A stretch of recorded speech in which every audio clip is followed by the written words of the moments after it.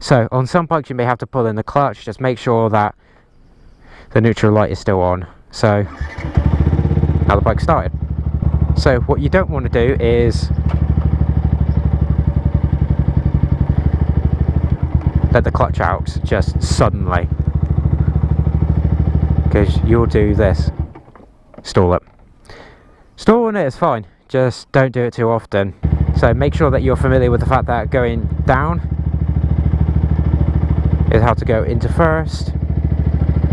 Just practice it a few times and make sure you know how to get into neutral. It should be about half a click or so. So if you pull in the clutch, push down, you feel it notch. Okay, so make sure that you've practiced a few times going into first. So I would recommend when you're at a stop, you keep it in first, you keep the clutch pulled in, and you keep your foot lightly pressing on the rear brake. Why? That is so that then, if you get rear-ended, you're not likely to just be launched forward. It also means that you can quickly take off as well, if you need to, because you can just immediately drop the clutch and pull throttle. So let's say that you're in a car park, you find a straight line. All I want you to do is to add a tiny bit of throttle and gradually let out the clutch. You don't want to be using your rear brake to modulate your speed. This is all about clutch work. See, my foot is not even on the rear brake. This is all clutch.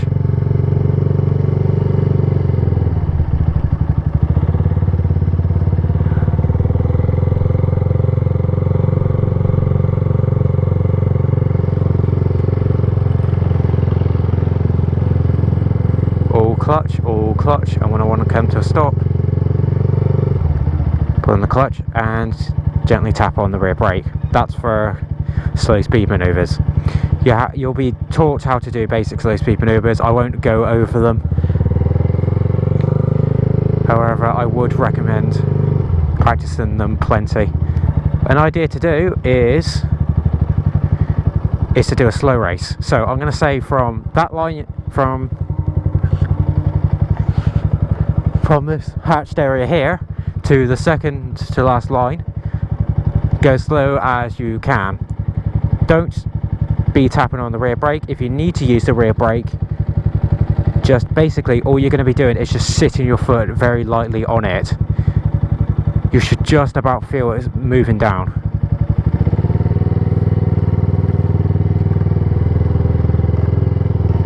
This is all about clutch work.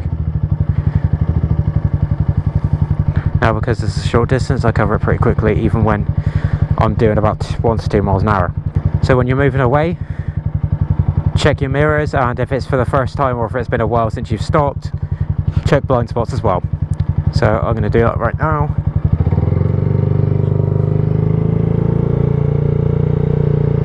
And so I've pulled away.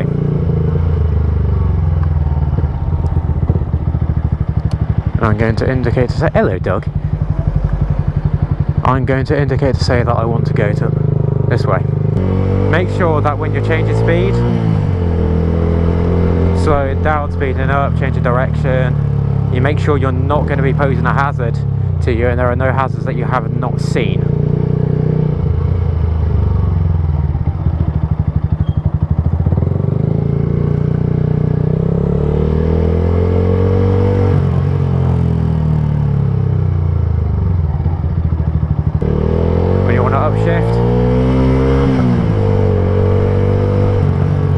You'll be easing off the throttle, pulling in the clutch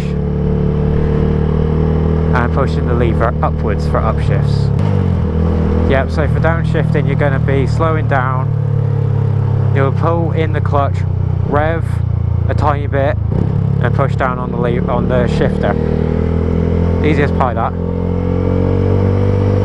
Your clutch will always go in. You generally want it to be quick in, smooth out. You can also block shift. However, I personally do not recommend it, especially when you're learning to ride. Sometimes your bike might do that if you have an exhaust on it. It's possible to shift without using the clutch, however when you're learning to ride, just use the clutch for now. Once you get more skilled and have a lot more road sense, then maybe consider it. Ride as if you are invisible. Make yourself as visible as possible. Make yourself as visible as possible and ride as if no one sees you.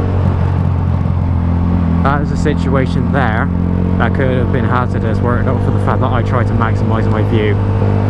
Every few seconds, probably somewhere around 10-15 seconds, you want to check your mirrors, update your sort of 360 mind map of what's happening around you. So when I'm going along on a straight load like this, I would typically be in road position 4. Road position 4 whilst you're going along straight is generally a safe place to be in, as it will maximise your view ahead and it will maximise your other road users' view of you. Large vehicles like buses, I generally will go into road position 3 or 2 because often they are affected the most by wind. Even if there's no wind, no nothing, I would personally recommend staying away from them at a sort of safe distance.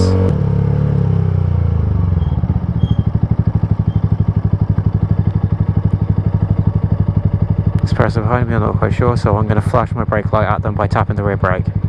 There we go, that caused them to stop. Because I'm aware of what's in my mirrors, I know that I can see a cyclist coming up the inside or the outside, or a bike filtering. I can see the car behind me, and if I am going to be rear-ended, because I have my foot over the rear brake, I'm less likely to be launched forward. I've already have been rear-ended, and I stopped getting yeeted off by doing that kind of thing. I'm still checking every now and then, just because I can't guarantee that, you know, some cyclist is not just going to dodge up the inside or whatever, or the outside, which happens a lot. You'd be surprised. Cyclists are one of the most dangerous road users because of how unpredictable they are, just as much as pedestrians are. Checking my mirrors before I go. I'm also looking up and down the road as much as I can to maximise what I can see and to identify potential hazards. For example, that scooter could potentially fall over, so I'm being cautious of it. That car could do a dangerous overtake on that cyclist when I'm coming the other way. Could be pedestrians up ahead on the zebra crossing, so I'm going to be doing sort of around speed limit. That car doesn't know what side of the road he wants to be on. Hazards like that happen all the time. It's about whether or not you can identify them. So I'm seeing a queue of cars there. There's a cyclist there. He's stopped but could potentially go at any time. Checking my mirrors before I accelerate. Now, queue of cars, what could be coming, you know, what could suddenly shoot out? Biker. It's happened to me a few times. We are our own worst enemy at times. So, because I'm on a slow bike, I'm going to drop a gear.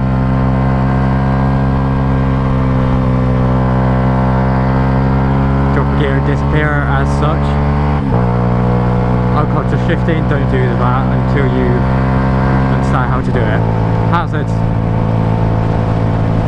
It's identifying a hazard. So I'm going to slow down. I'm also going to change road position.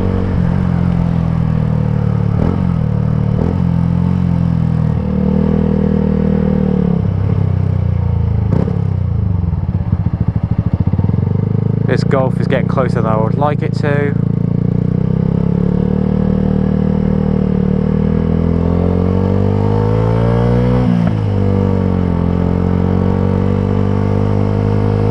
Check mirror, check blind spot, feel over it.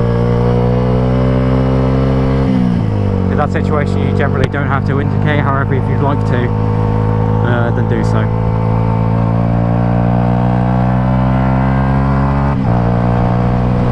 Queue of bikes. Make sure to be friendly and wave. Don't care what bike you're on, be friendly. I'm changing road position to maximise my view of the road ahead. For example, if I was on the inside of that corner, I may not have seen that car's brake lights. He's habit braking.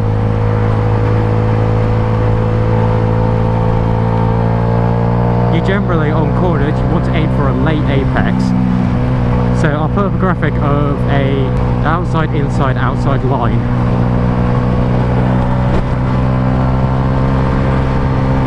That is a typical race line. However, on the street, it's not always advised to do that, because we have blind corners, we have road hazards, we have people doing retarded overtakes. There's a car behind me and I'm very distrustful of him. So I am going to slightly increase my following distance to the car in front. So there's brake lights up ahead. What could it be? Hazard? Someone actually stopping? Or habit braking? No, it's a queue of cars up ahead. I did not see that person's indicator because of the brake lights, and you know, there's the whole phenomena of light bleed.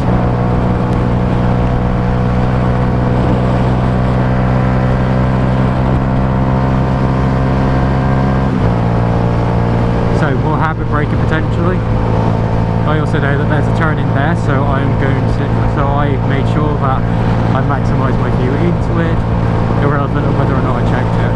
I also made sure that I wasn't too close, just in case someone did pull out.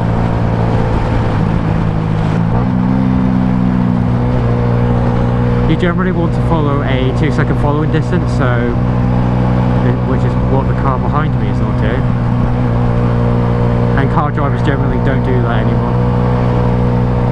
I'm going to flash my brake lights to say fuck off. And he's fucked off.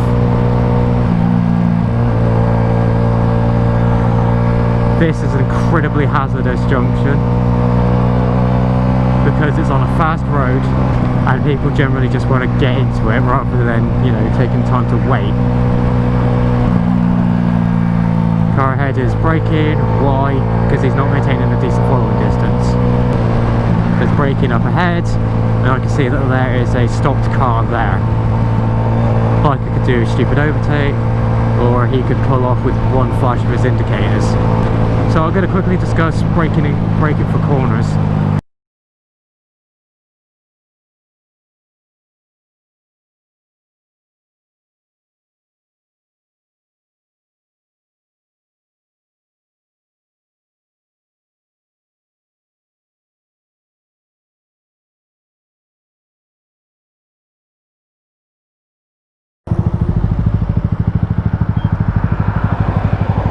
Be coming to a stop.